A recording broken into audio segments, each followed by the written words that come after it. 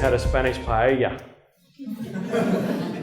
You might know that to prepare the dish, the chef has a delicate task of making rice, Mediterranean vegetables, legumes, chicken or rabbit, and selected seafood to work in synergy by bathing them all in the appropriate amount of broth, adding saffron, garlic, and other important spices and bringing it to the boil.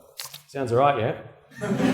Now, when the cooking is complete, these ingredients are not stratified, layered, and working as individuals, but are mixed and amalgamated, and they all work together. You may have also heard of the notion of inclusive education. Again, borrowing ideals from the Spanish kitchen, the educator draws on comprehensive training to expertly blend all ingredients, or students, into the classroom, regardless of diverse abilities, disabilities, backgrounds, and cultures. However, we live in a very ordered and stratified society, and practices of educators within schools can constitute and perpetuate broader social marginalisation for certain groups. It might be presupposed, for example, that young people with disabilities who attend inclusive schools are included by definition. However, this is often not the case. With this in mind, in my research, I ask a very broad and open-ended question. I want to learn how secondary students with diagnosed special educational needs experience inclusive schooling.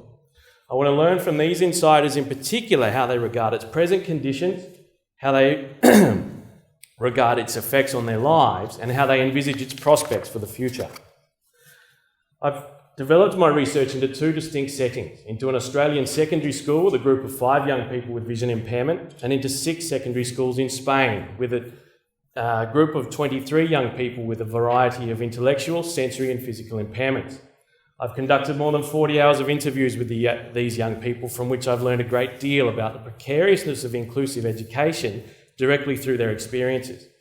And I'm synthesising these findings through a post-structural reading of the included identity or theoretical subjectivity of students with disabilities and inclusive education.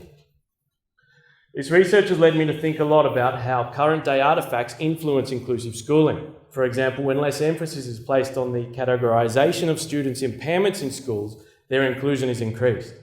If, on the other hand, their schooling is overshadowed by a competitive race to the top, then these students tend to fall away. I've also learned from the schools that I visited in Spain that, like Spanish chefs, the teachers there were educated or were knowledgeable about working with diverse ingredients. And while it might take some coaxing to get all students to learn from the same curriculum in the same classroom and at the same time, it's not such the monumental task you might think. Like sharing a meal together, learning together can create more social cohesion. And as you might expect, when washed down with a glass of red wine from Spain's Rioja region, social justice can certainly be served. Thank you very much.